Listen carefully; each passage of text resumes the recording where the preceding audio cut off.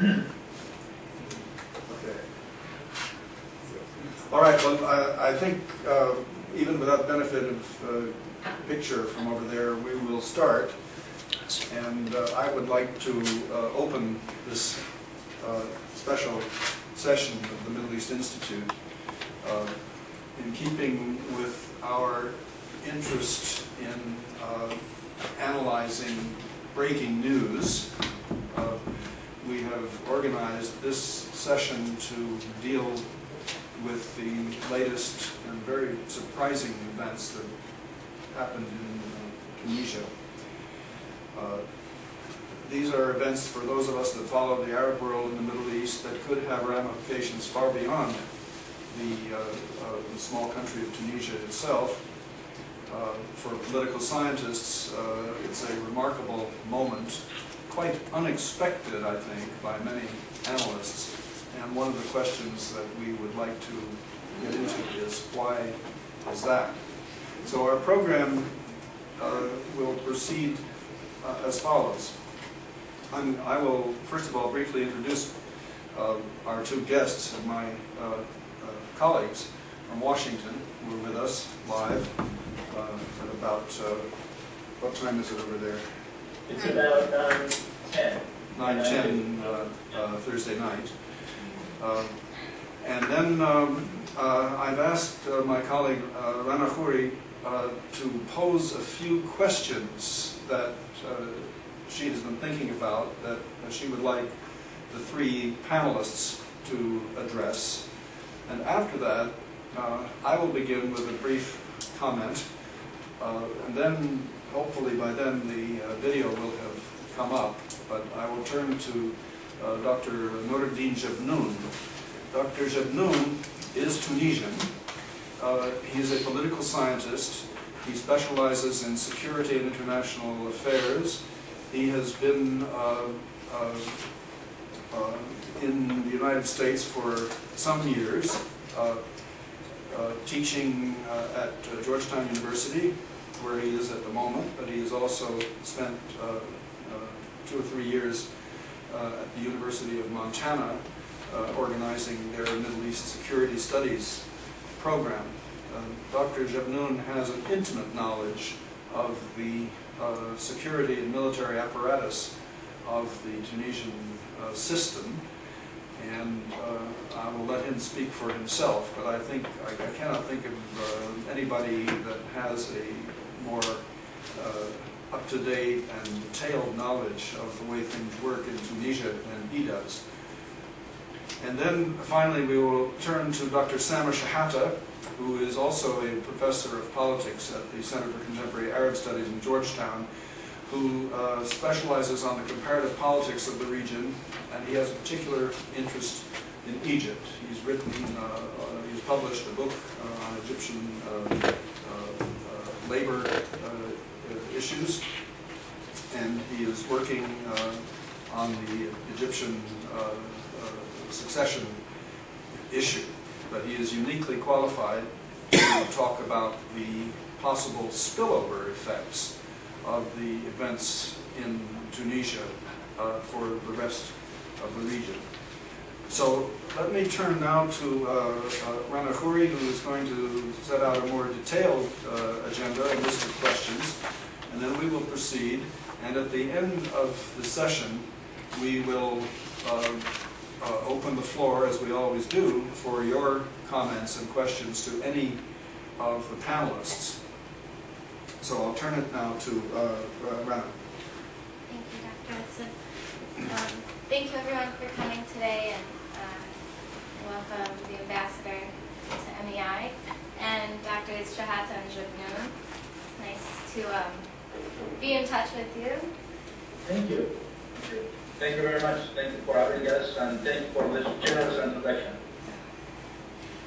So I would like to begin. I think that we all know what's going on in the headlines and the sort of tumult that is in the streets of Tunisia between demonstrators and personal security forces of the president's regime and the army and so forth. I have a few, to begin with, practical questions about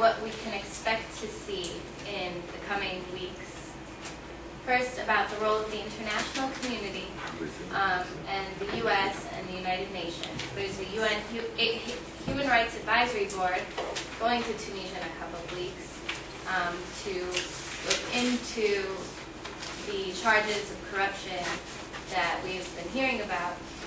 On the other hand, Ben Ali has fled to Saudi Arabia. Do you think he will ever be held accountable, or will he no longer be associated with Tunisia and spend his life abroad? I have a few questions about the reaction of the ruling regime, what I'm calling the constitutionalization of the revolution. Dr. Jabnoun, earlier this week, you wrote that you are, quote, certain that Tunisian people will make as much pressure as they can on this band of thugs. This criminal band is trying to upgrade itself by offering the same faces with the same pseudo-constitution which consecrated the presidency for life under Bourguiba and then the police and mafia state under Ben Ali. Is this not precisely what's happening? That despite the pressure of the Tunisian people, the regime is simply reshuffling, and we might forget about the Jasmine Revolution in a few months. I have some questions about what's been in the field. One is that we have heard dire predictions for years from academics about the youth bulge in the Middle East and the problems of the growing population and the unemployed youth, which is actually pretty much the opposite of what we have here in Singapore and in most of Asia, where the fear is that there's not enough youth. Can you talk about how we might see this treated in other countries in the region, if it's being addressed at all? Another question is, how come we didn't see this coming? Dr. Hudson touched on this shortly. For years, we've been observing demonstrations in Egypt. We've been counting their parliamentary results. We've been looking at resistance movements in all parts of Yemen. Algeria, we've been looking at Islamists, but why not Tunis? What did we miss? Also, for another sort of field of academia has looked at social movement theory. And social movement theory does have the characteristics of a collective challenge, a common purpose, solidarity, and sustained interaction. However, certain major parts of social movement theory seem to be lacking in this case. The political opportunity structures, where costs are reduced for the participants, where the elites are vulnerable, and when the participants of a social movement have new allies, influential allies. It's unclear to me that those opportunity structures are there. Does this debunk what we've considered to be the case in social movement theory? Or on the other hand, does this indicate that the social movement may not succeed in changing, transforming the character of the state? So, and sorry, one more. And I want to talk about, and I know Dr. Hudson will touch on this, are theories of authoritarianism. And for years, we've been saying that the Middle East is entrenched, authoritarianism is entrenched, they upgrade to move on with the years. Is this debunking that theory? Or on the other hand, with the ruling elites now reshuffling and trying to stay ahead of the game, does this show that the authoritarianism is persistent and that the institutions themselves might be more important than the leader? Thank you. I leave it to you. Thank you very much. And we will begin on this end here with Professor Jabnoun. Okay, we still don't have a picture. Try to recall one more time. It's been suggested here that we reboot the computer. So let's take just a couple of seconds to do that. 5 minutes, and we'll call back. And then we'll call you back. Okay, very Restart good. the computer. We might as well try. We're going to restart our computer. Do you want to restart on your side? Go ahead. Sure. Okay. Bye-bye. Dr. Jabnoun, and then we'll move to Dr. Shahata, and then I will finish up, and then we'll open it up for discussion. So, good morning everyone. And let me give you a picture of the situation on the ground in Tunisia. last December 17th, disturbances erupted in Tunisia after Mohamed Bouazizi, a young and unemployed high school graduate, was condemned to sell fruits on the street for a living, immolated himself in protest after authorities had beaten him and impeded him from exercising his activity. His act crystallized and incarnated the Tunisians' feelings of humiliation and lack of justice to which they had been subjected by one of the most brutal Arab authoritarian regimes that thrived on infamous corruption and nepotism. A spontaneous nationwide uprising resulting in the downfall of President Zine Abdine Ben Ali, who was serving his 5th consecutive 5-year term and poised to maintain himself or his family in power eternally. His authoritarian regime was disgraced in institutional facades of democracy and is mainly concerned by its own survival rather than enhancing the emergence of a vibrant society engaged in the defense and permanent creation of new liberties that allow societies to renew themselves. During his first decade in power, Tunisia enjoyed a notable economic development backed by progressive social policies that saw the reinforcement of its middle class. While entertaining fear internally and scaling the West with the so-called horrific Islamic alternative, if it failed to back it up, the regime was able to stifle civil society in exchange for relative economic well-being. However, with the onset of the second millennium, the adverse effects of globalization had started to make themselves felt. The popularization of the fragile middle class ensued, indeed showing exports were barely offset by other sectors. High growth levels have been difficult to maintain to create sufficient employment opportunities for an already large number of unemployed as well as the growing number of university graduates. The challenges ahead include privatizing industry, liberalizing the investment code to increase foreign investment, improving government efficiency, reducing the trade deficit, and reducing the socio-economic disparities in the impoverished south and west of the country. Still, the main reasons that led to the present unbearable accumulation of disengagement and the destructuring of civil society can only be imputed to the corruption and nepotism practices by Ben Ali's uneducated family under the umbrella of one lubricated repressive system. In fact, a mafia-like regime paying scant respect to the Tunisians' human rights and dignity was instituted, contributing ultimately to discouraging any investment and the fall of local private investment. The result is attested to, among other things, by unemployment figures, the uneven distribution of wealth, the rise of insecurity and violence, the degradation of education, the pursuit of unethical and immoral practices, the lack of solidarity, political repression, humiliation, and most of all, the absence of sentiment of justice.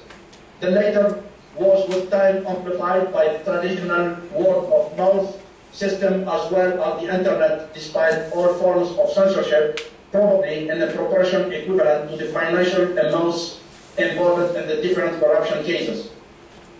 This event received scant media coverage nationally due to the authoritarian nature of the regime, and internationally because of the not many dead syndrome, as well as commercial interests of some European states.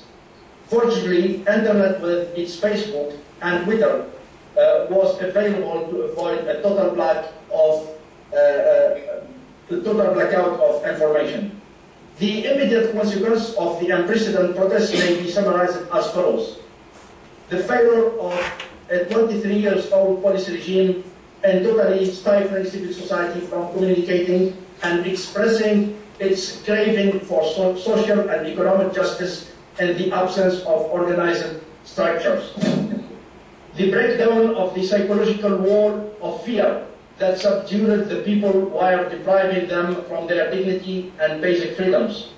The unsustainability of economic and social development is a centrally controlled one-man state solely preoccupied in promoting the illegal financial gains of his family clan. The increased reliance of the regime on security measures to maintain itself in power, thereby feeding the dangerous spiral of repression and radicalization. The fall of the sweet-data regime, to paraphrase Clement Henry, has sparked the hope of seeing a genuine liberalization of political life and the instauration of the first democratic system in the Arab world.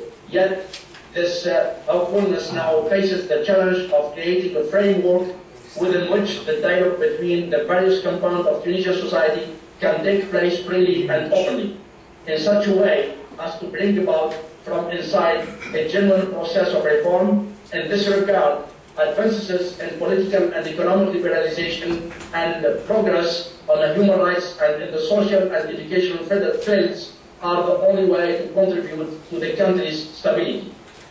The unfolding events in Tunisia have underlined inter alia the following important facts. First, popular grievances and political governance system in Tunisia broadly reflect the same realities across the Arab world. Pervasive popular economic misery, alongside with corrupted autocratic rule drawing its legitimacy only from the security apparatuses, make the region vulnerable to political turmoil. The grievances that Tunisians expressed during their revolution are widely shared across the majority of all Arabs who are among the category of the have-not.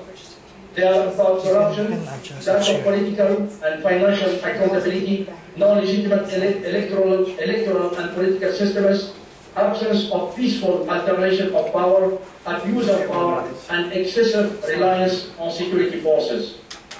Second, the widespread demonstration in Tunisia mirror a universal pattern of challenge by citizens who reach a point of no return and go out into the street to brave the bullets of the ruler's security forces. Thus, when citizens are no longer afraid of the ruler's bullets, the ruler's days are counted. Third, the Arab regimes are so dysfunctional, sclerotic, corrupt, and ruthless. Ben Ali was calling Tunisian protesters terrorists only 5 days before his fall, and so totally incapable of any political or social change. The main duty of the Arab Pinochet will be what it was always been, to subdue their people by controlling and oppressing them, to admire the West and to serve its interests. Indeed, what was Hillary Clinton doing 1 week ago as Tunisians were killed by Ben Ali's snipers? She was explaining to the ruthless potentates of the Gulf that their mission is to support sanctions against Iran and to be prepared for a potential strike against the Islamic Republic after the Iraqi fiasco that the United States had already inflicted to the region. Fourth, Arab identity and Islamism are by no means incompatible with the notion of modernity, nor with the initiation of serious reforms. Islamism in North Africa is a highly diversified and complex ideology. Islamism in Tunisia does not always equal radicalism, and that radicalization is not necessarily identical to terrorism. The Islamist movement is a general concept, including a broad range of Islamic thought, from Erdogan to Taliban, including Sheikh Al-Ghanouchi, Abbasi Madani, Sheikh Abdeslam Yassin, and others. During the colonial period, this region overdosed on traumatic westernization, and as a result, Islamism manifested itself as a direct reaction to this phenomenon. The democratic roadmap for Tunisia should not exclude the Islamists, who should be seen as one of the major players within the Tunisian political landscape. Fifth, the general underlying feeling of impotence and discontent can be overcome. Arab societies are, indeed, now making their desire for emancipation increasingly felt and are demanding a political role tailored to their needs. Sixth, the notion of democracy, human rights, rule of law, independent courts, free media, workers' rights, and an educational system adapted to today's economic needs are fundamental and universal values. The West's relations with Tunisia and Arab authorities have for two been based exclusively on the pursuit of stability and strategic partnership, without taking into account respect by the authorities for universal human rights, thus undermining efforts by civil society actors to reform society from within. More specifically, strategies towards Tunisia and the Arab region were largely the result of the risk and threats which emerged following the terrorist attacks of 9/11. These have unfortunately overshadowed and held back a host of other topics of common interest, such as economic and social development, employment, sustainable development, proper public administration, the fight against corruption, the development and consideration of a strong and genuine civil society, are the promoter of advances in terms of the democratic system and of tolerance, the fight for gender equality, conservation of the global cultural heritage, intercultural dialogue, good governance, free and fair media, political participation, and the promotion of human rights and fundamental freedoms, freedom of expression and association, the rejection of torture and the abolition of death penalty, and the rejection of intolerance and extremism. The main problem, however, lies in the culture-based and often ethnocentric approach with which the West tries to promote change in the Arab region. The underlying objectives of this approach are praiseworthy and generally impeachable. The development of democracy and proper public administration, the promotion of and respect of human rights and fundamental freedom, national and regional stability aimed at fruitful cooperation, controlled economic development, and shared prosperity. However, the West should take care not to transfer the technical and political conditions which are legitimate in themselves and which go hand in hand with policies to promote them, and thinkly into a condition which affect the mechanisms of power and disregard concepts of legitimacy which differ from its own conditions, which may in the long term prove to be counterproductive. Drawing on the lessons of the Tunisian revolution and looking at the Arab world, a few main policy guidelines may be highlighted.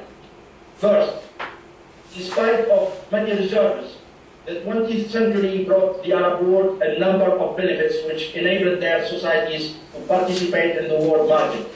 This participation does not necessarily mean westernization, but it does mean the acceptance of democratic as a shared heritage of mankind. This is where cultural dialogue can be useful and fruitful. Second, while it's true that reforms seek to give Arab societies ownership of their destiny, it's through a process of ownership that these reforms should be initiated.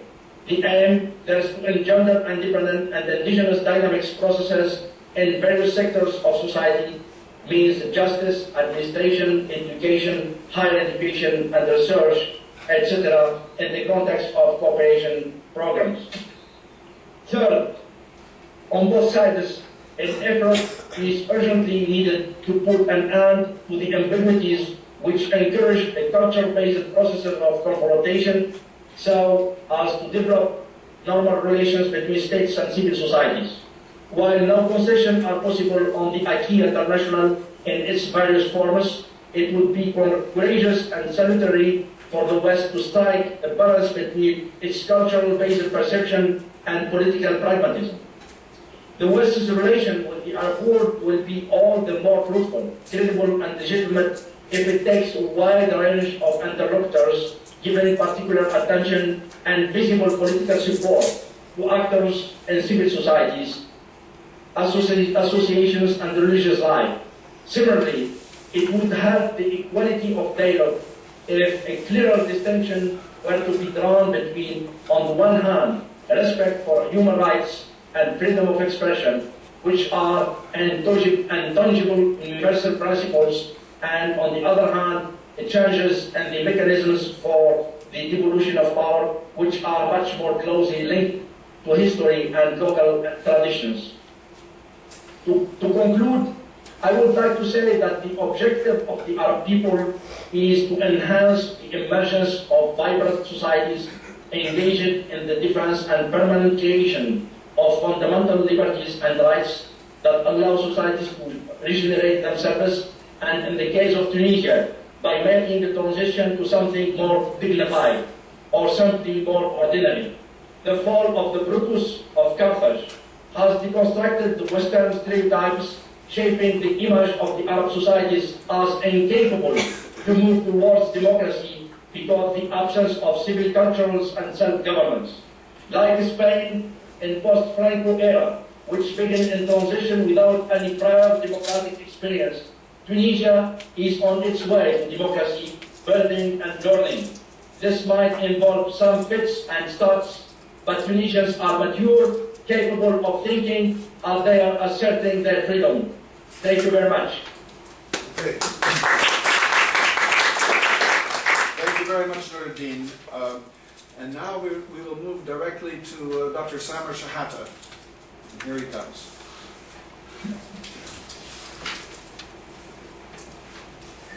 Great, thank you very much for having me and for having both of us participate in this event today.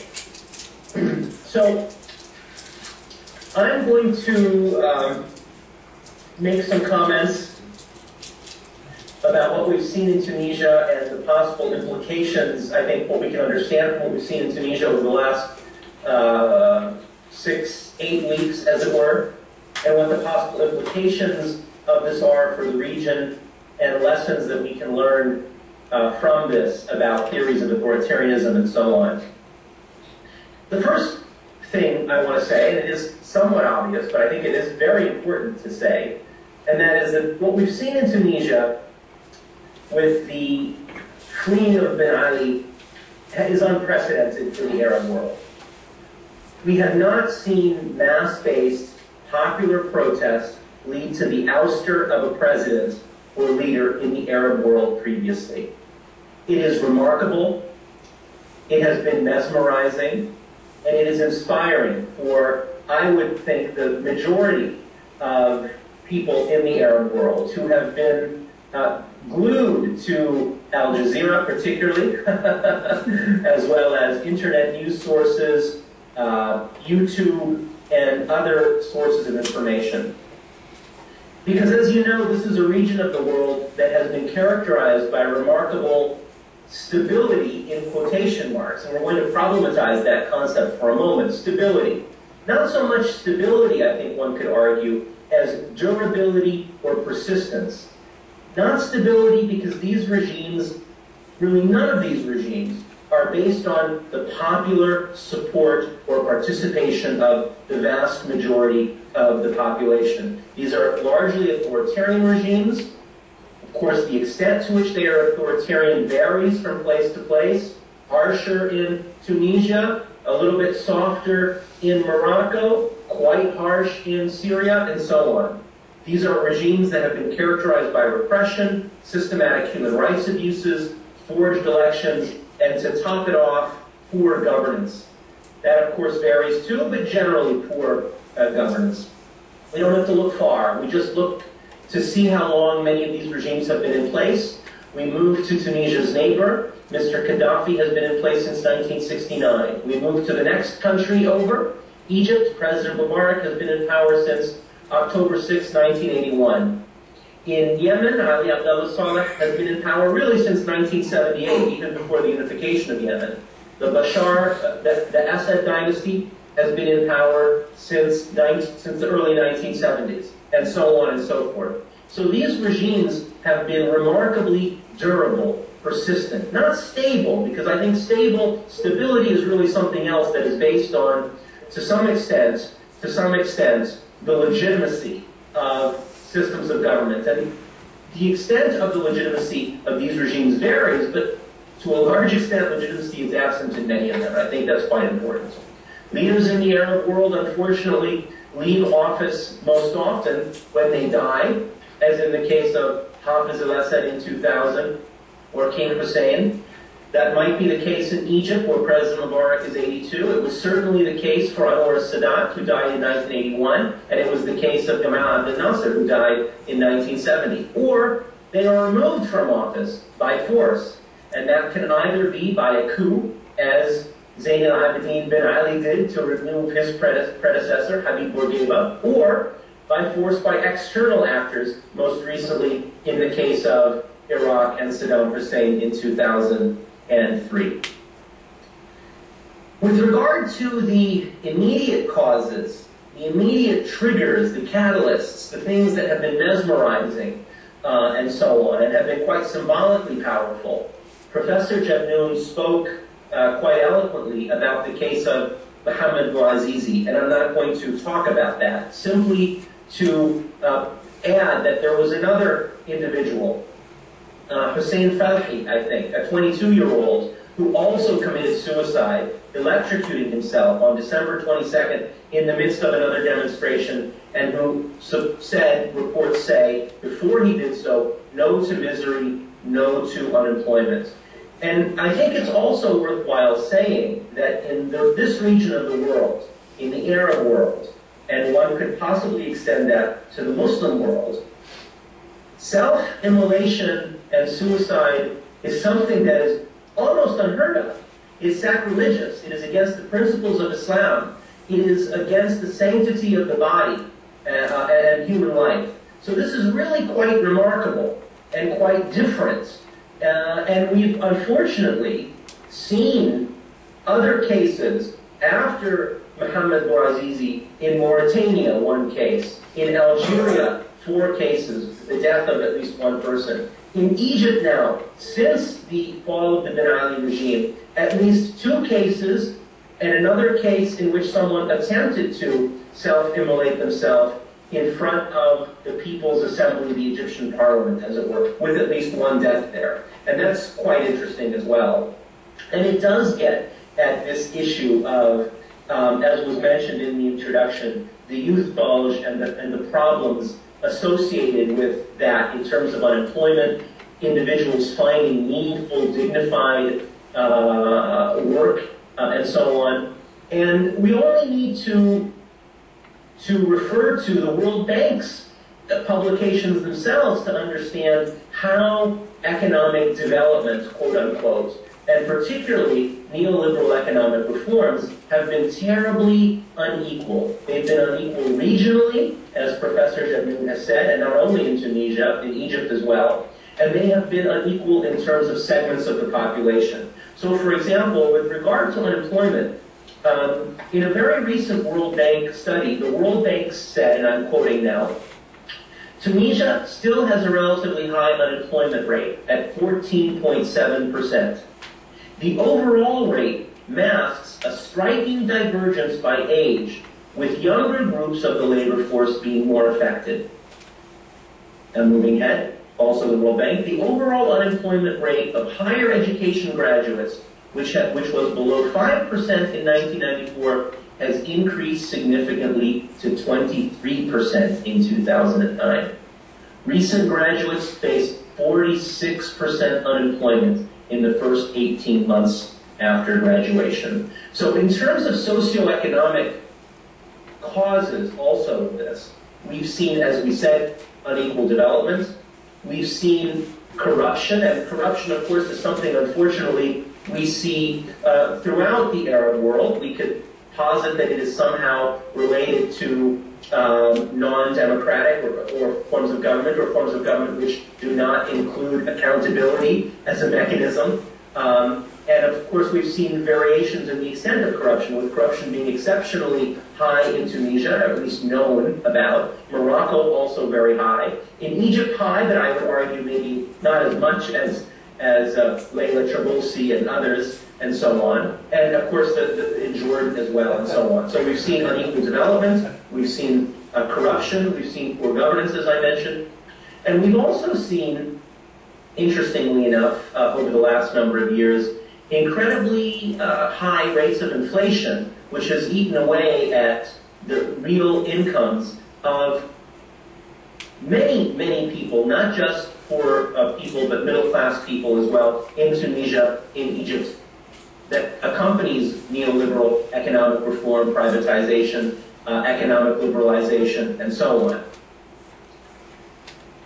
I think something else that we could think about with regard to the dynamics that led to the fall of the Ben Ali regime would be the question of possible regime miscalculation, right? In other words, regimes don't act always the same faced with the same circumstances.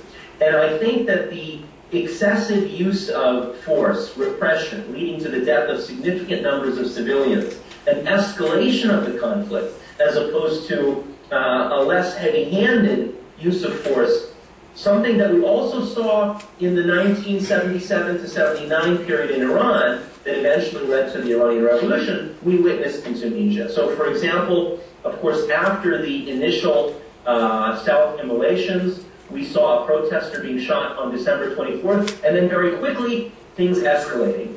By January 4th of 2011, only 2 weeks after the initial self-immolation, at least 35 people had been killed. The weekend of January 7th to the 10th, 14 people were killed. On January 12th alone, 13 people were reportedly killed. And of course, the figures could be higher. This is what we know. So this kind of regime miscalculation, using excessive force, not being adept enough at handling the situation, managing the situation properly, as it were. Another aspect, I think, that is important, and this is important, of course, in authoritarian regimes generally, but it also we can see it in the case of the Tunisian regime, is the willingness of the army, or army and security forces, to use repression, or their unwillingness to do so at a certain phase. We can call this regime fracture or fissure or defection or something like that. And we saw this in Tunisia with the chief of staff, Rashid Ammar, either resigning or being unwilling to use the army to shoot at unarmed civilians. I think this is crucial because what it leads to is it allows protests to grow, to ignite. There's nothing all of a sudden standing in the way of protesters. It opens the floodgates to people power, as it were, to large numbers of people producing political change. I think in the Tunisian case as well, and I'm not an expert on this subject, I think Professor Jabnoun could speak about this much more thoughtfully than I can. Of course, the Tunisian army has a different relationship with political power than what we see in Morocco, than what we see in Libya, than what we see in Egypt, where in Libya, of course, Mr. Gaddafi was a colonel and still is a colonel. And Mr. Mubarak is a military man who simply removed his military clothes and now wears suits and so on. So there has not been the leadership role, the deep involvement in politics at that level in Tunisia that we've seen in other Arab states. What we could say is a professionalization of the army and so on. And this might have also been a factor in terms of the Tunisian situation. Moving quickly to the regional implications of what we've seen. And we have seen regional consequences and regional reaction at a number of different levels. We've certainly seen, as I mentioned at the very beginning, a reaction of the so-called Arab street, quote-unquote, or maybe better populations, the general public, and so on, in addition to political classes. As I mentioned, I think there's tremendous excitement, really, jubilation, a feeling that we are all Tunisians, and that we hope that what happens in Tunisia happens in other places, in Egypt, and other countries, as it were. We've seen specifically the immediate, in the case of Egypt, for example, announcement, declaration by the Muslim Brotherhood on January the 14th of congratulations to the Tunisian people and expression of the recognition of this tremendous historic feat and the amazement at what could have happened, as what happened, as it were. We've also seen Egyptian civil society organizations, particularly workers' groups, disseminate knowledge in Egypt about the Tunisian situation and about the activities and political positions of the General Union of Tunisian Labor. And labor unions are quite important in Tunisia. Some of their publications have been labeled "Tunis is free, Ben Ali is gone." Very much supportive of what's been going on in Tunisia. And of course, the movement by Mohammed al-Baradei has also been watching very carefully. Mohammed al-Baradei, of course, the former director of the International Atomic Energy Agency, who was leading a movement against President Mubarak, seeking another term or remaining in office as well, has been watching this, and his supporters have. And in fact, just yesterday, the Baradei movement, the National Association for Change, put out a declaration calling for a general protest and civil disobedience on January 25th to take place in Egypt. And in the short declaration that was put out, Tunis and Tunisia and what happened in terms of popular protest and the fleeing of Ben Ali is highlighted as a model. So certainly there has been implications, consequences in the Arab world. There have also been demonstrations directly of support for what's happened. There have been demonstrations in Cairo in front of the Tunisian embassy, in Sana'a, Yemen in front of the Tunisian embassy, in Amman, Jordan in front of the Tunisian embassy, applauding the Tunisian people, congratulating them for what they have done. Of course, there are ongoing protests in Algeria. Just last Friday, there were 5,000 people in Amman who demonstrated against inflation and also calling for the removal of the prime minister. Regimes, at the level of regimes, there has also been regime reaction in the Arab world at a number of different levels. Almost immediately, Qatar reacted, and there were statements that Ben Ali was not going to be coming to Qatar. And generally, the reaction in the Arab world by the regimes has been tepid, has not been oppositional, with one exception, and that is, of course, Gaddafi. There has been, however, no mention of democracy or elections in any of the communiques, the statements that I have read from Arab states. There has been a concern for stability. This has been mentioned by a number of Arab states. But unlike some of the other statements that have come out from European countries, NGOs and so on, there has been no mention of democracy and elections. But there has been recognition, or at least accommodation, of what has happened, as it were. With the exception, of course, of Mr. Gaddafi, who said that the Tunisians had made a mistake, that Ben Ali was good for Tunisia, and either said that Ben Ali should stay until 2014 or maybe should stay forever. You know, the Libyan case is its own situation.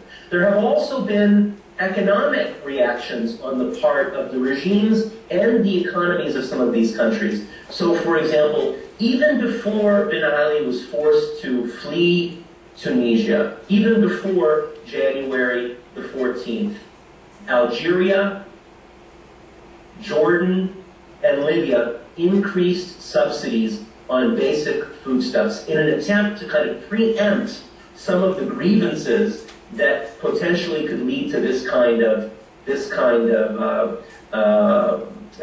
consequence in their countries. Egypt has also now moved to increase foodstuffs, the commodity subsidies, as it were. There have also been economic consequences. I can't speak about this in great depth, but I followed the Egyptian markets, and of course, as of yesterday, we've had 4 days straight of decrease in the Egyptian stock market, and all attributions are that foreign investment is jittery, even in Egypt, as a result of what's happening. I'll end with just some of the lessons for political science, and this gets at some of the questions that were asked at the very beginning. Not speaking about the U.S. relationship with Tunisia, which I think is definitely worth exploring. With regard to what we learned from the Tunisian case about authoritarianism, what lessons we can draw as political scientists, of course, still very early. Anything that we say is tentative and really at the beginning. But I would put forward the idea that, of course, authoritarianism comes in different varieties, and that there's a difference between semi-authoritarian regimes and more fully authoritarian regimes.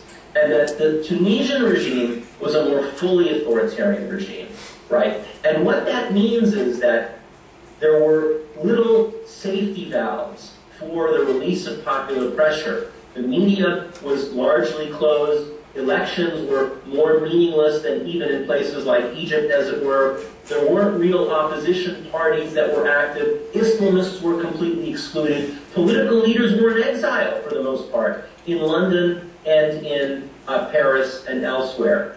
And this allows these regimes, or produces a kind of brittleness to these regimes. Whereas regimes such as the Egyptian regime or the Jordanian regime or the Algerian regime that do allow a limited space for political contestation, elections that aren't completely meaningless, they're not free and fair, certainly, but aren't completely meaningless, that allow for a limited competition, media freedoms to some extent, where press and the journalists can criticize regime policies, regime figures, and so on, legally established political parties, allowing Islamists some level of participation in the political system, that these regimes are much more capable of withstanding these kinds of pressures. So that's the first thing that I would put. And again, it's still very tentative, right? I mean, if Egypt were to fall in a week, I don't think it's going to happen. I'll have to come and give another talk to you and revise my, I think that's one. I think the second thing that we learn, and this gets to the idea of social movement theory, is how quickly regimes can fall, right? And also that so the regime fell really in a month for the most part, from December 17th until January 4th, which is quite really amazing, startling. And also that many of the things as political scientists we look for, opposition parties, established social movements, civil society organizations, charismatic leaders, elite fissure and division, and so on, early on, not the case of the army chief of staff mentioned. None of that seems to have really played a big role. There's no leader that we can associate. There's no leader that we can say, Mohammed al-Baradei, who's behind the Tunisian revolution, as it were. And that's, I think, quite interesting.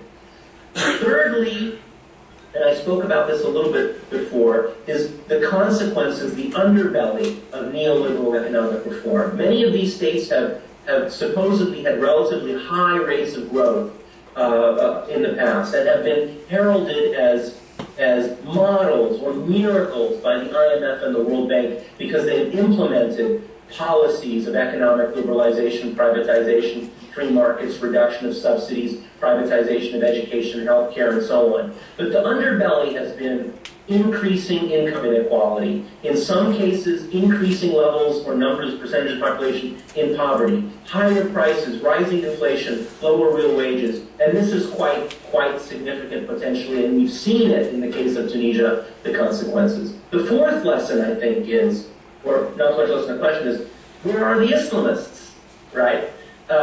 Many of us have been focusing on Islamist politics, and Islamist politics is very, very important in the region and elsewhere. And in fact, Islamists are the main opposition groups in many countries, in Morocco, in Algeria, Egypt, in Jordan, in Kuwait, and so on. But the Islamists that we have been focusing on haven't played a role in what we saw in Tunisia, and I think that's really quite interesting. This has been a revolution in the Arab world without Islamists. The question of course, media and technology and YouTube and Facebook and Al Jazeera and Twitter is also one that's worth asking. I would only say that I think we need to be careful of conflating cause and resource. I think that these things have been resources, have been tools that individuals have used to disseminate information and so on, but I would be very hesitant to argue that they have been causes of this revolution. This isn't a WikiLeaks revolution. I don't think really it's a YouTube or a Facebook revolution in terms of a causal aspect to it. And that's it. What I would end with is, this is an ongoing process. We don't know where this will end. I'm somewhat optimistic in terms of the Tunisian case, but it's not clear that Tunisia is going to become a democracy in a week or 2 weeks or 3 weeks or 6 months. We don't know. I think it was very unlikely that we're going to see a Ben Ali regime with a new Ben Ali come in Tunisia. I think the population has been mobilized.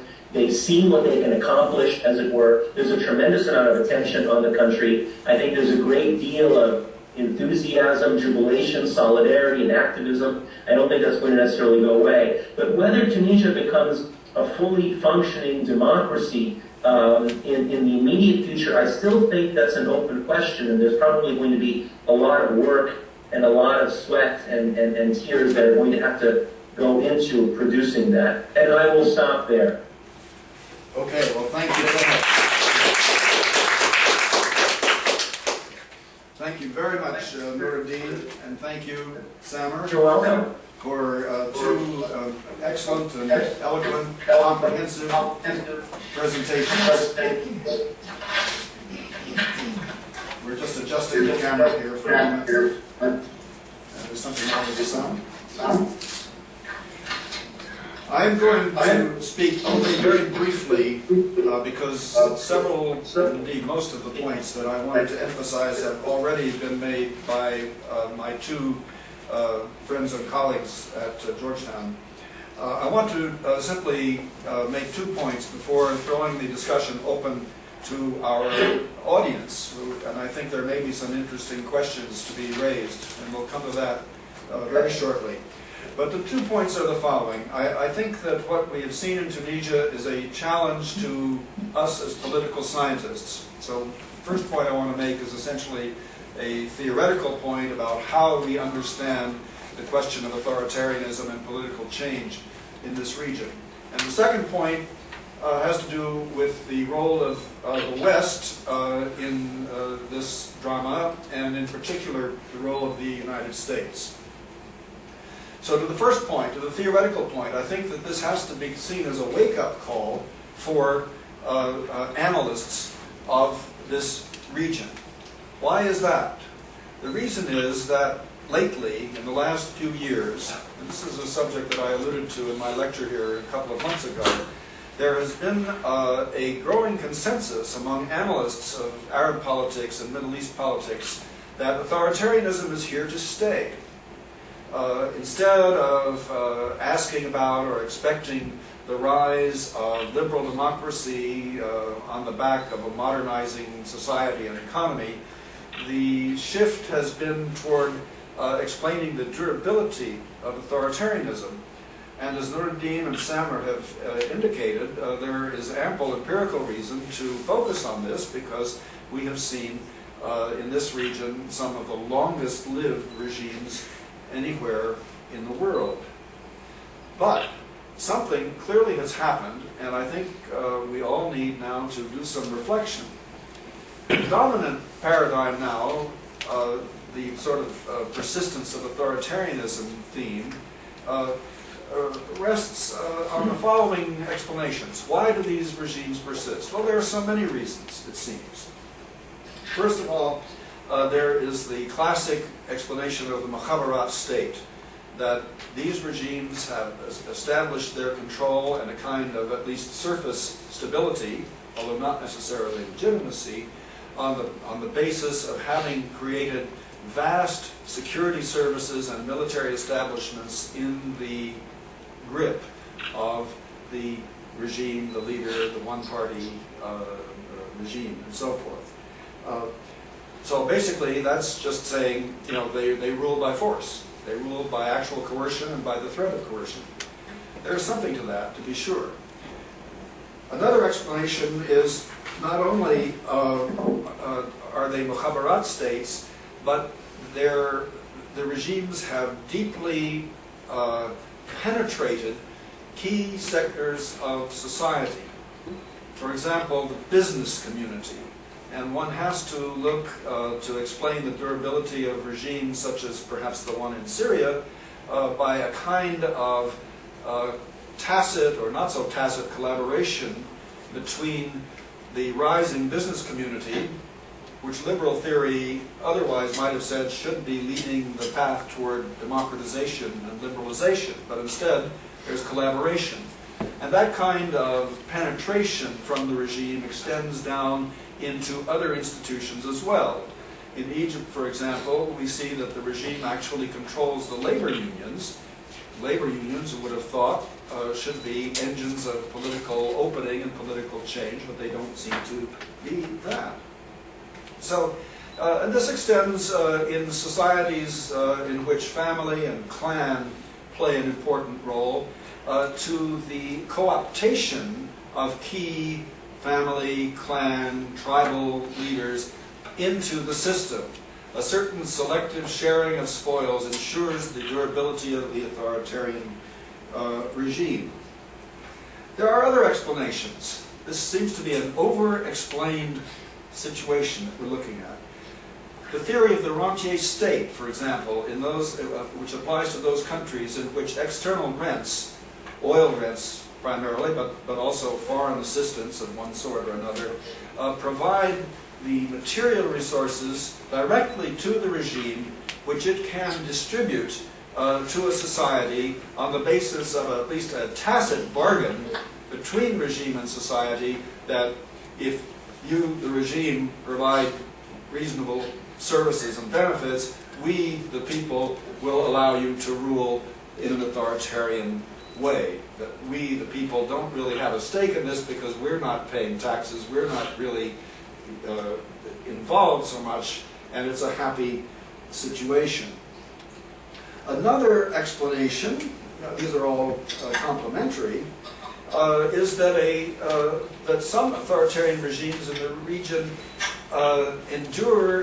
ensure durability because they have a successful ideological formula that plays well to the people. Now, in an earlier period, the ideological package of Arab nationalism helped sustain Nasser, for example, in Egypt for a very long time. He was, in fact, popular in large part because he embodied a value and an ideal that at that particular moment in history elicited great support from a broad swath of ordinary people. You have, in addition, going back to the question of the institutions in the Mukhabarat state, a notion that has been articulated recently that under the influence of rapid economic growth and social change and technological innovation, which you might have thought an earlier generation of liberal theorists did think would promote liberal democracies in these developing regions. The counter-argument is, no, it's actually the regime and the state that are more able to exploit and monopolize these factors, these tools, to keep the opposition under control. Hence, regimes will try to control the media. They will use the latest technologies of surveillance to enhance the authority and the capability and the threat, really, of the Mukhabarat state. So the argument is basically that the regime benefits from all of these modernizing tendencies more than the opposition. Finally, and very quickly, there are two or three other explanations. One is a cultural explanation that basically holds that the people in these countries are passive and culturally committed to accept patrimonialism. This is a theory that's sometimes just called the theory of patriarchy or neo-patriarchy. That these societies are essentially non-participant, not accustomed to, and not really interested in taking decisions and involving themselves in politics. No, it's better to have the father, the patrimonial leader, do the decision-making instead.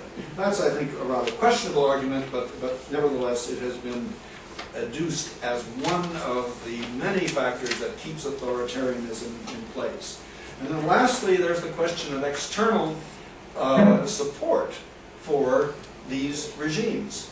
And here I would make only 2 points. One is that on the regional level, it is pretty clear that across North Africa and indeed elsewhere across the Arab world, there has been very specific and ongoing collaboration between the mukhabarats, between the internal security services of different countries. They share information.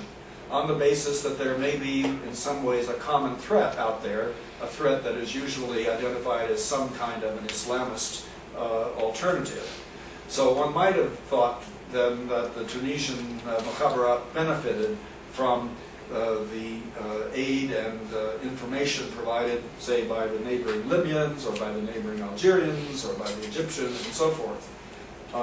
And on the larger global level, it has to be suggested that the Western powers, in particular, have, as the dictates of political realism would suggest, are complicit in promoting the continuity of regimes whose leaders are the unkind clients of the United States, or to put it another way, whose leaders are in agreement with basic Western security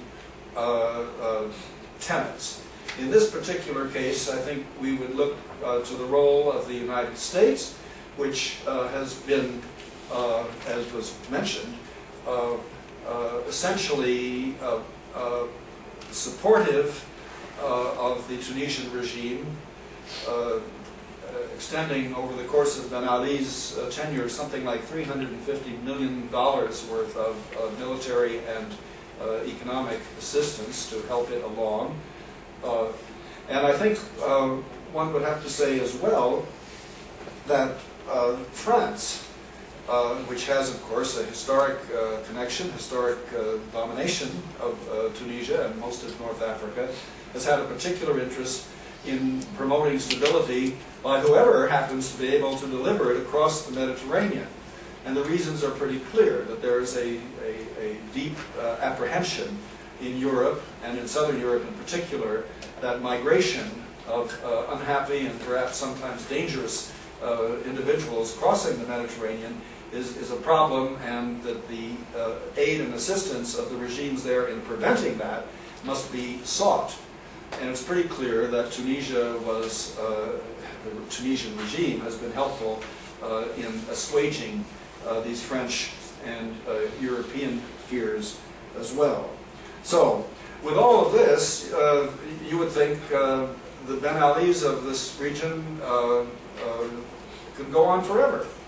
So it's a classic case of academics, I think, looking at a persistent condition of authoritarianism, basically say, well, let's think, why is this happening? And we can think of all kinds of reasons. And then a surprise happens. And that's one of the most interesting points, I think, that our two colleagues at Georgetown have made.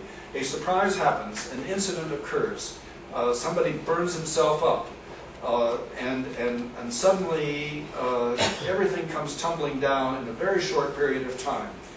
I would only suggest that for theoreticians of authoritarianism and political change in this region, we need to give much more attention than we have so far to understanding what is out there beyond the regime and the mukhabarat and the institutions of high politics themselves, and look more carefully at the nature of society, of civil society, of organizations, of social groupings, and so forth.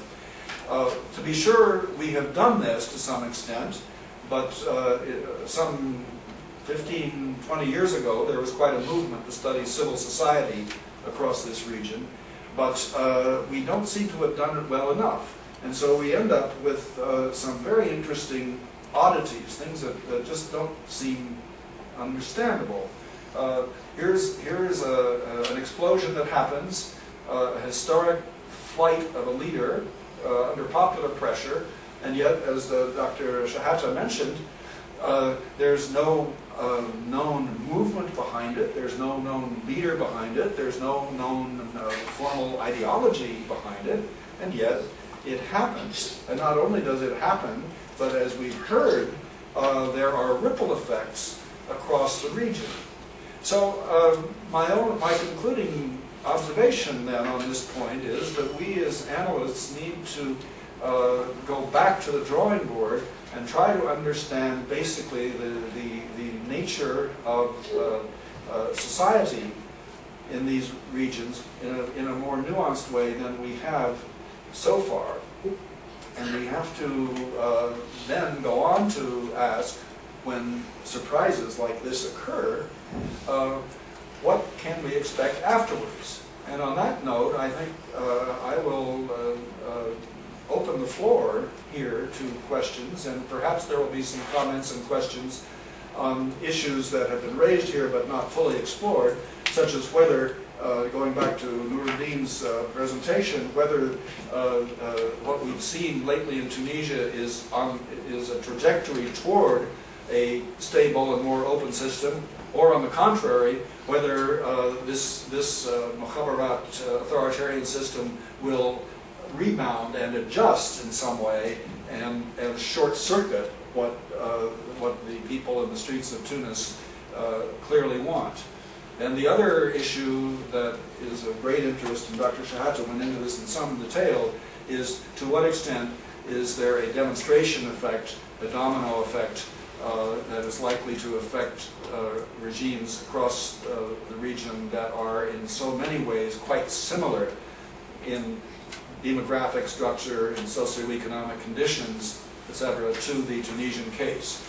So with that, I would like to open the floor to comments and questions. And I think the way that we would like to do this is to call upon people, if you have comments or questions, and I urge you please to keep them as brief as possible, and ask you to make yourselves known, to come up really to the front so that our colleagues back in Washington can see you. Identify yourself, make your comment or question as brief as possible, and then they will respond. This is a little awkward, but I think we can do it. So I will open the floor. Yes, please. And if you would identify yourself, this is... Stay where you are. He just stays Oh. next to you. Oh, you're okay. No. I'm sorry. Come on, you stay where you are. Can we just stand right here? We've got a Yeah. perfect image right Yeah. here. Okay. I'm introducing here Singapore's non-resident ambassador to Tunisia. Please. Yes, thank you, Professors Jabnoon and Shahata. I'm extremely grateful for a very comprehensive and analytical discourse specifically on the Tunisian situation and also the implications for the wider Arab world in general. I have very much more specific and practical questions for you. My last visit to Tunisia was in late September last year. At that time, the information given to me was that President Ben Ali was suffering from prostate cancer. And a few months before my arrival, my contacts told me that there was a few riots in Tunisia, and specifically one, a couple of months before my visit, there was a riot in a football match. Specifically, it was a football riot, but it sort of escalated into a little bit more, became an opportunity for the population to vent against the Ben Ali regime. But what happened in December and in January was, I think, took even the diplomatic observers by surprise. But what I want to ask you is this: specifically now, from the practical aspect, how does the coalition government start to govern if, for example, the revolutionaries who want a pure sort of government that's not tainted by Ben Ali, which you can't find after 23 years in power. Everybody is tainted by the Ben Ali brush. And how does the coalition government function on that score? And how will the Tunisian political entity try to resolve this issue? On that basis, what will happen if there's quarreling among the coalition government and it's very difficult to form a coalition government. But can the civil service, which is also, I think, very much aligned to the ruling party, the RCP, run the show and let these politicians bicker and try to form their government within whatever time? And then, for example, another question is, what is your prognosis for the Tunisian political situation, and who, in your educated guess, would emerge as a political leader, potential leader of the country? Thank you. Thank you, Ambassador. I think Nordine might want to respond first to that, but I think Samer may have some things to add as well. So go right ahead. Very, very interesting questions. So what the Tunisians want now is to have like a provisional government. Means the government will be able to manage the situation with like ministers who haven't like a very strong power. Just they will manage the affaire courante, means the business from day to day, and without being able to implement or to take like a very important decision regarding the executive like body. I agree with you, like the majority of the elite in the country came from the RCD. But the civil society, for example, the trade union is very important, and the trade union played a very important role in this revolution.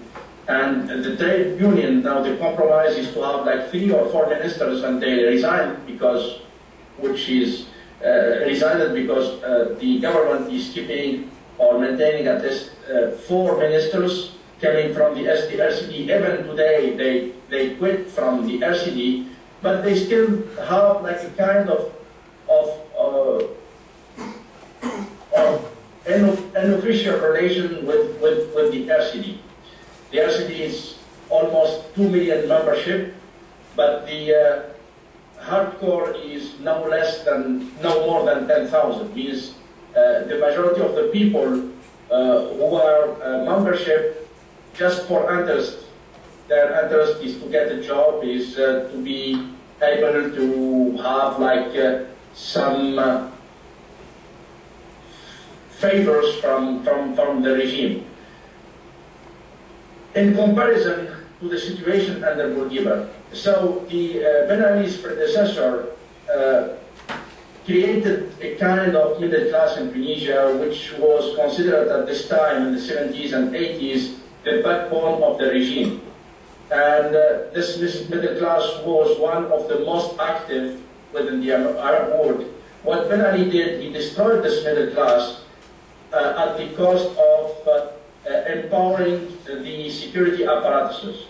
In Tunisia, I think, as you know, we have almost between 150,000 to 180,000 policemen, which almost the same number, or it's more than the number exists today in Great Britain, where yet the population in Tunisia is 6 times less than Great Britain. Means a regime which hasn't any social base, any social foundation. And why this regime collapsed? Because first, hasn't like any social foundation, and then the security apparatuses disintegrated because they are not professional.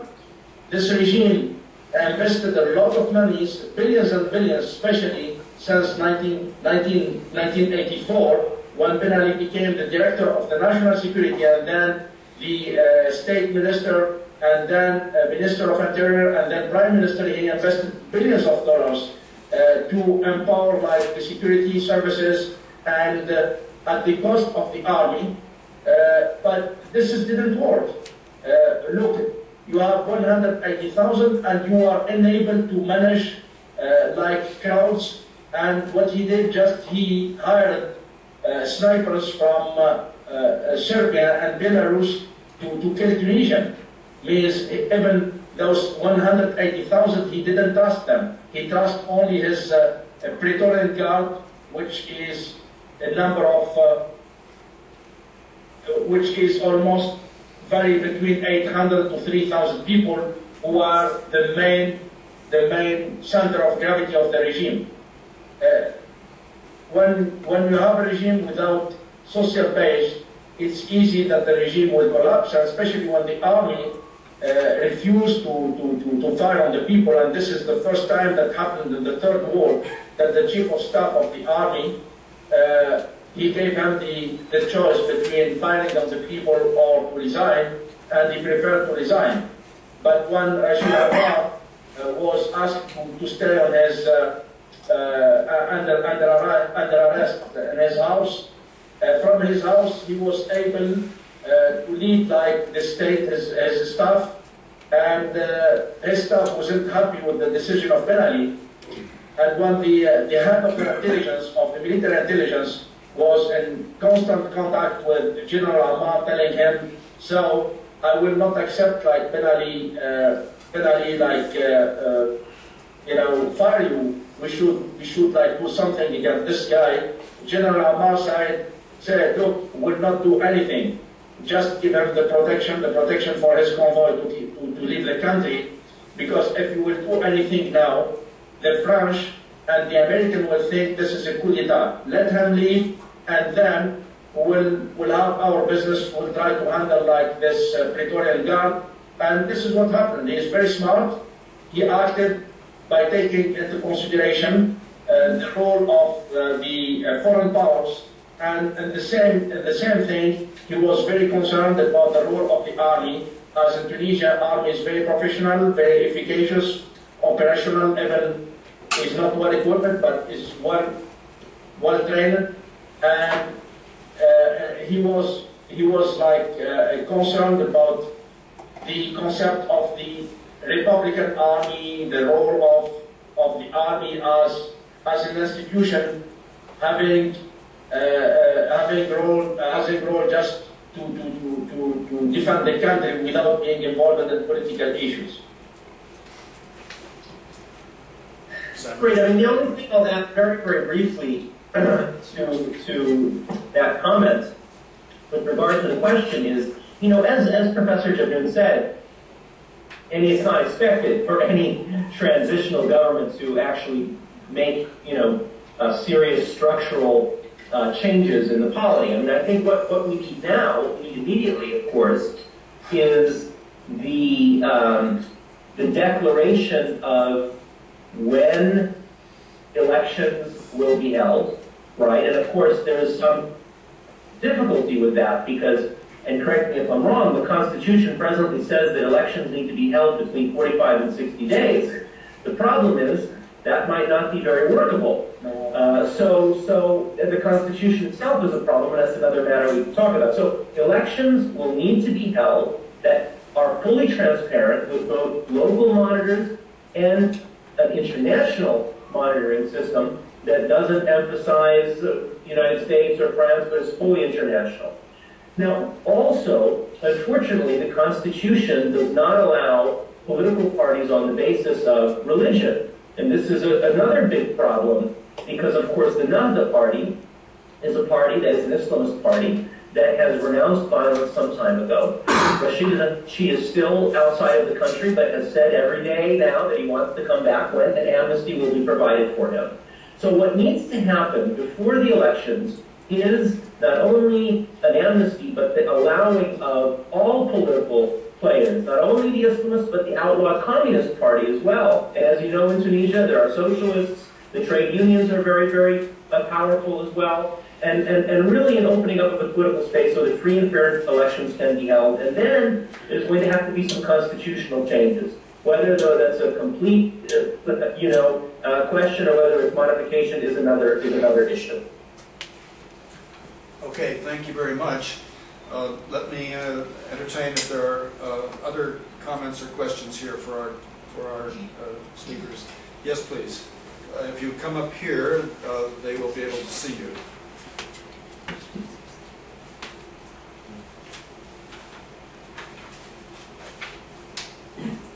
Yeah, I am a businessman in Singapore. My name is Ang Sin Hock. I have a simple question. Is Tunisia a cautionary tale for other Arab countries, Islamist countries, non-Arab and non-Islamic countries with similar characteristics? Thank you. Okay, who would like to respond to that?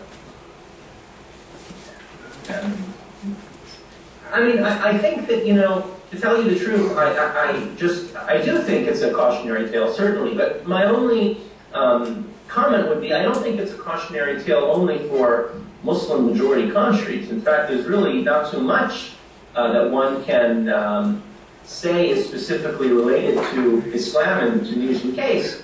So I think Tunisia is a cautionary tale for authoritarian regimes which, you know, repress their population, systematically abuse human rights, even if they achieve supposedly high economic rates of growth. We can speculate about the question of Islamists. There are some people who have said that one of the reasons, I don't know if you agree with this, Noordine, if the Tunisian revolution occurred, or was, you know, it was simply because the Islamists were suppressed so much that there wasn't an Islamist secular split in the Tunisian body politic, as there is a fundamental split in the Egyptian body politic, in the Turkish body politic, and in a number of other places. But that's something that we can speculate about. But the lesson is, it's certainly a cautionary tale, but I don't think it's limited to Muslim majority states. Yeah. Yeah. Okay, thank you. Are there other comments or questions for any of the panelists? Okay. Just a minute, Mr. Talib, would you like to?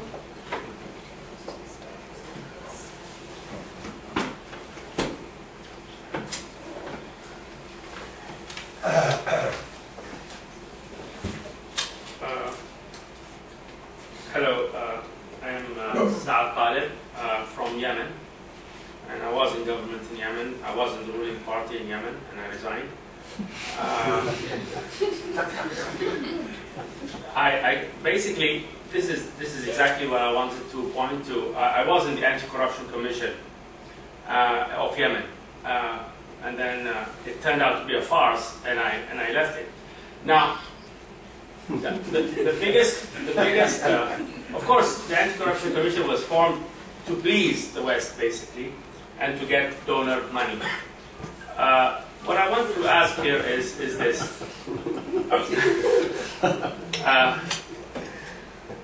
I'm sure there is a general public feeling, not only in the Arab world, but also in the West governments, basically, and policymakers, and who are good, clean rulers, and who are basically thieves or thugs, bandits. There are several examples of these leaders, and just also to introduce the notion about WikiLeaks and whether it had any impact. I just read the WikiLeaks on Tunis, and what the wife and the family have been exercising, and they basically were grabbing everything that they can lay their hands on in the country. Now that happens also in Yemen, in my country, and it also happens in other places. I suppose to some extent in Egypt and other places. Now, this brings me to the question: will the West continue to deal and support these rulers? Not only repressive, but they're basically what they call them capturing the state, and they're actually bandit rulers. And this is a real political term, bandit states. Will they continue to support? And it is only, I think, what I've seen in Yemen, basically in the last few days, is that there's a continuation to refer to the regime in the protests as a regime of corruption and a regime of thieves, which is a kleptocracy, basically.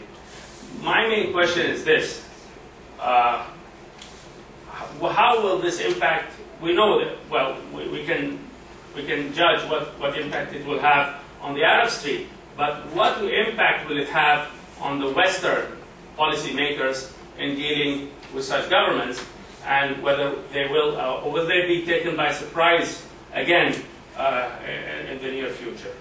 I think I stop there. Thank you. Okay, thank you very much.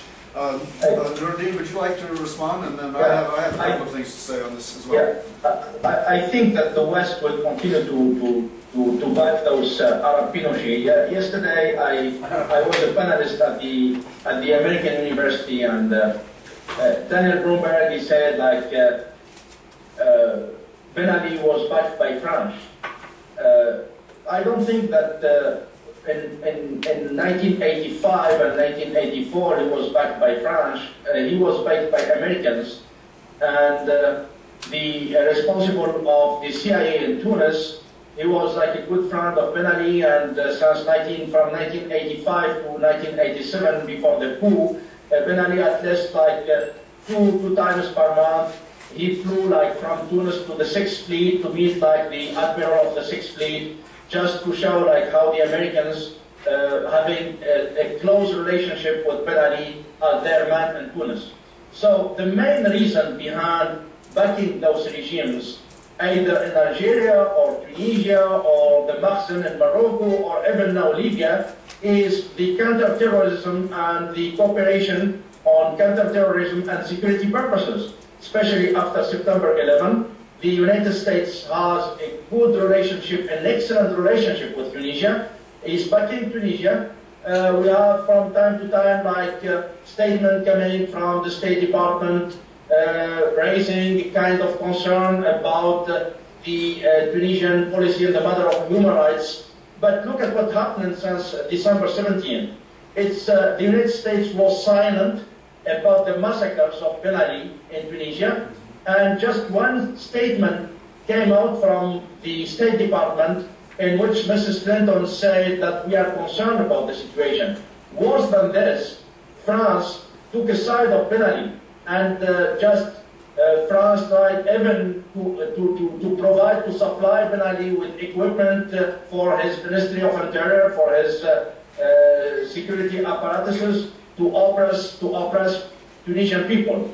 Means the most important thing, and remember 2 years ago, when Mr. Sarkozy visited Tunisia, so in Tunis he gave like a kind of provocative speech by saying we prefer to have Ben Ali rather than having Taliban. Means he reduced like 10 million people, very smart people, very articulated, having a great civilization.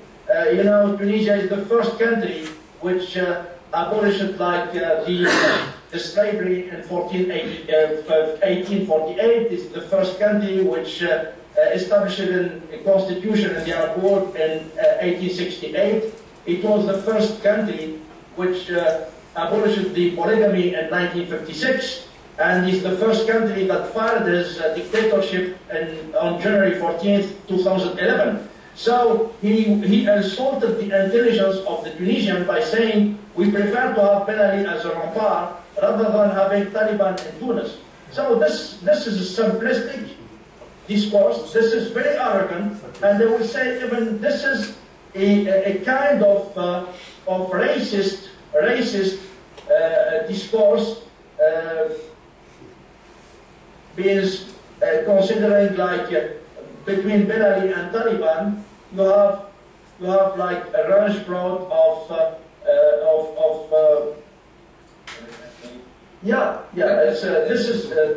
this is why I think the West now should reconsider their position, either especially in Egypt. Egypt is the most important piece in the Arab world, especially in Egypt, or either in Syria or Yemen. I like what this woman said before the Tunisian embassy in Sana'a. She said that the President Ali Abdullah Saleh is threatening us by the Somalization of the country or the Iraqization of the country. We would threaten him back by the Tunisification of Yemen. Yes. Well, that comment elicited some applause here in the room. I would only add, though, that what has happened in Tunis must inevitably be re-energizing the debate that's been going on in American foreign policy circles now for some time. And it has several dimensions, certainly on a broad political level, and you'd see this, I think, reflected in some of the members of the U.S. Congress. There is this image that Nuruddin actually alluded to, that there is a broad Islamist threat across the whole region, and therefore everything must be done in a realistic way to prevent that from actually coming to power. And the whole structure, as we know, that the United States has a huge military presence all across this region, from the Western Mediterranean to the Gulf, trying to prevent terrorism and, I think, at the same time, provide support and coordination with regimes that also want to prevent terrorism, or at least want to prevent being overthrown. At the same time, on the other side of this debate, there are voices in Washington that have been calling for a change of approach, and that has taken the form of democracy promotion. And so a number of the think tanks in Washington, such as some of the better think tanks, such as the Carnegie Endowment, have programs on Arab reform, which is all very interesting, but it does, I think, raise the question to what extent can the United States change its spots, as it were, and promote reform, and to what extent is this possible? To what extent is it will it be taken badly or misunderstood in the region as yet more Western interference in the domestic politics of these countries? But I should imagine that the lights are burning very late tonight in the State Department and in the intelligence community, because what has happened in Tunis strikes in a very unexpected way at the structure, at the what the Americans will call the security architecture of the region.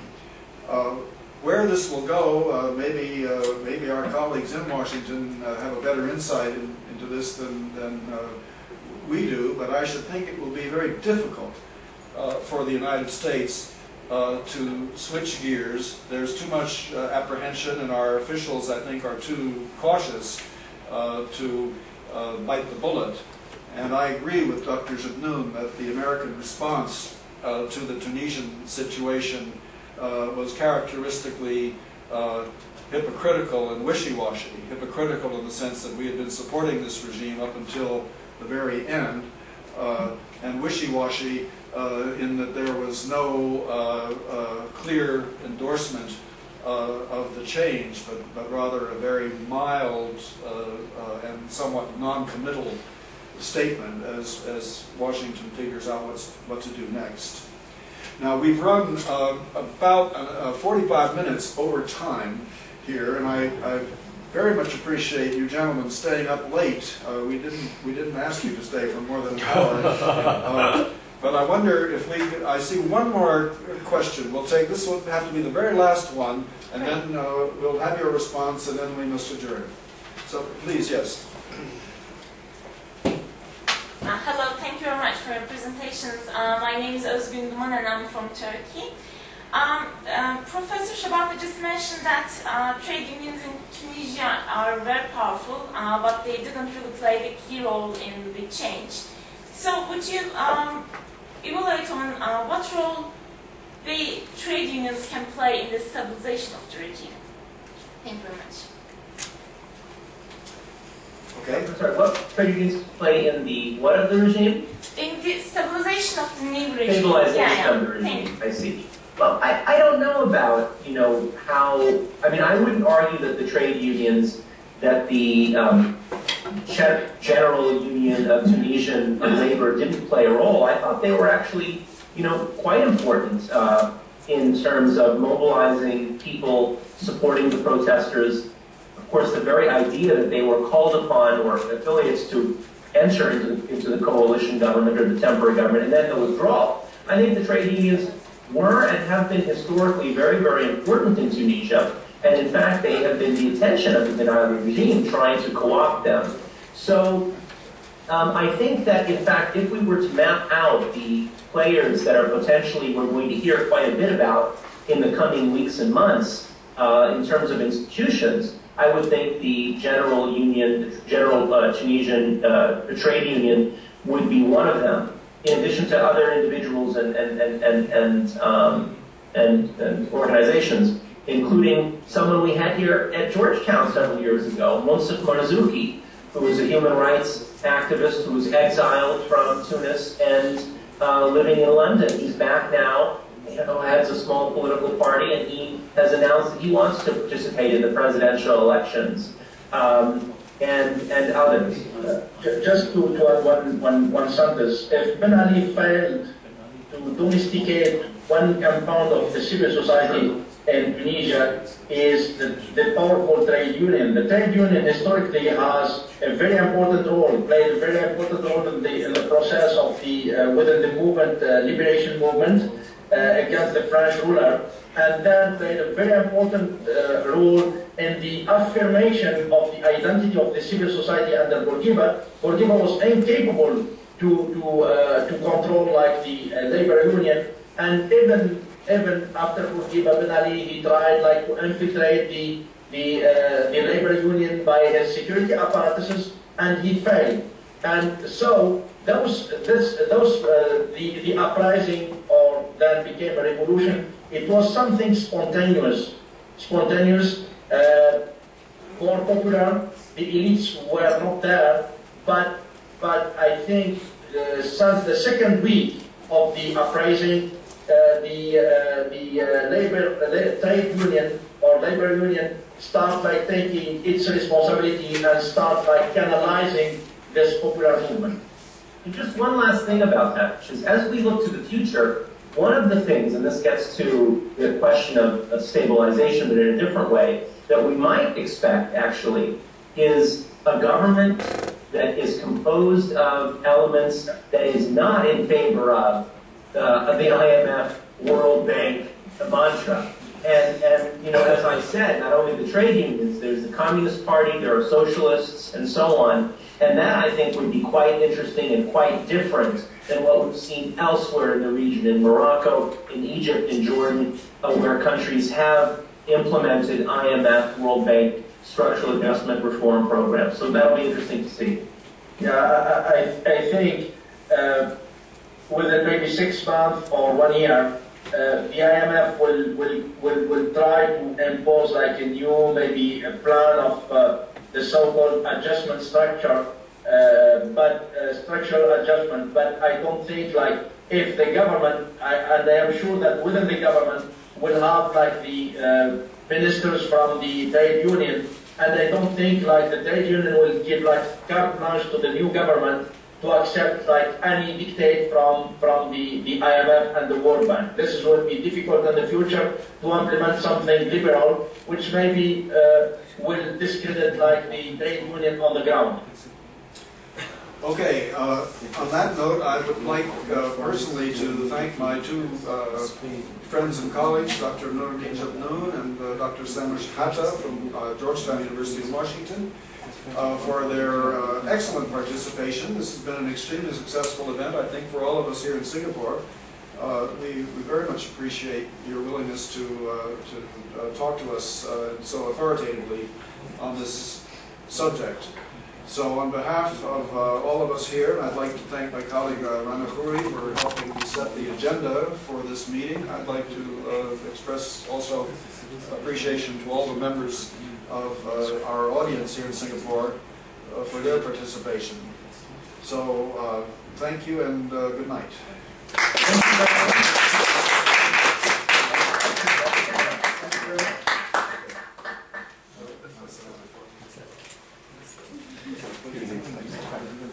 So, Samsuri, say hi to you. Okay, thank you. Okay.